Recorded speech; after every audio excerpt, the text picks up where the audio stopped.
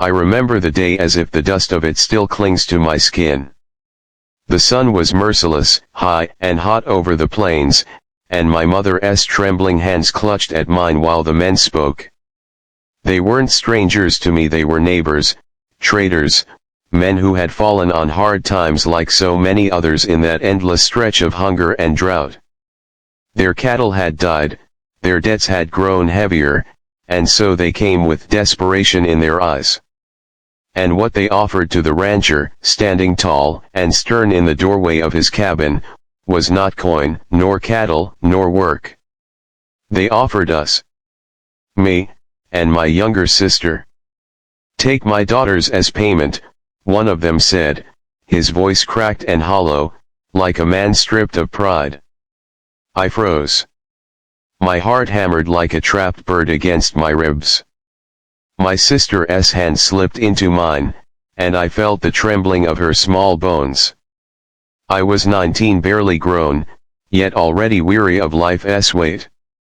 She was only 16, with wide eyes that still dreamed of a world gentler than this one.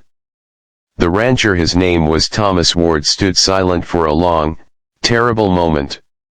His broad shoulders caught the light, his face weathered from years of sun and storms. A man like that could have accepted. Many would have.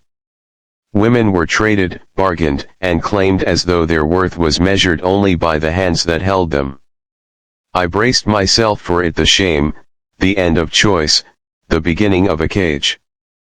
But when Thomas finally spoke, his voice was low, steady, and cut through the air like the first roll of thunder before a storm. "No," he said. "I'll not take daughters as payment. Women aren't debts to be settled." The men shifted, uneasy, muttering curses and bargains, but Thomas didn't move. His gaze fell on us not with possession, nor with pity, but with something I hadn't seen in many eyes before, respect. That was the first moment my heart dared to hope. Life after that moment unfolded slowly, like the opening of a wildflower on the prairie. Thomas didn't turn us away, nor did he send us back to men who would barter us off again. Instead, he offered something I hadn't expected. "Stay here," he said. "Work if you wish. You'll have food, a roof, and no man will touch you unless you choose it." The cabin was rough but sturdy, with smoke curling from its chimney and the scent of pine from the logs he'd split by hand. Nights were filled with the crackle of firewood and the mournful cry of coyotes in the distance. I learned the rhythm of the ranch: the early rising, the gathering of eggs, the mending of clothes, the endless sweep of chores that stitched survival together. And always, Thomas was there. Not looming, not demanding, but steady. He carried water with us, split fence rails, taught my sister to ride his sorrel mare with patience I didn't expect from a man so rugged. I found myself watching the way the sun carved lines into his face, the way he brushed the dust from his hat before stepping into the cabin, the quiet kindness that spoke louder than any boast or claim. But the world outside didn't leave us in peace. Word spread, whispers in town, sharp looks when we went to market. Some called us foolish girls, others called us his property even when he swore we were free. And men, desperate and hungry, came sniffing around. One night, they came with fists and whiskey, shouting that Thomas had stolen what wasn't his. They pounded at the door, demanding us. My sister hid behind me, her tears hot against my sleeve, while Thomas stepped outside, lantern light catching the iron in his eyes. "You'll not have them," he said.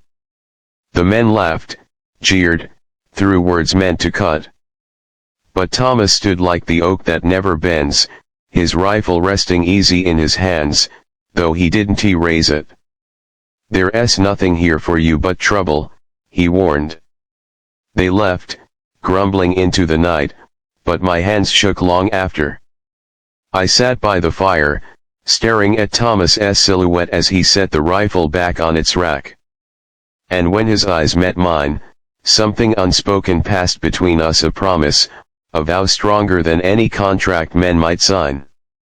It wasn't love at first sight. Love, I learned, doesn't strike like lightning. It grows like roots, deep and stubborn, beneath the soil where no one sees. One morning, I found him mending a bridle strap in the barn, his sleeves rolled, his hands rough yet careful. I asked him why he had helped us, why he hadn't taken the offer that would have given him ownership over us without question. He looked at me then, really looked, as if weighing whether to trust me with the truth. "Because I've seen too much taken from women," he said softly. "My mother, she was traded like a mule when I was a boy. I swore I'd never let that happen to another soul if I could help it." The barn smelled of hay and leather, the morning sun slanting through cracks in the boards. I felt my throat tighten, not from sorrow but from the sudden, aching knowledge that this man carried scars I couldn't see.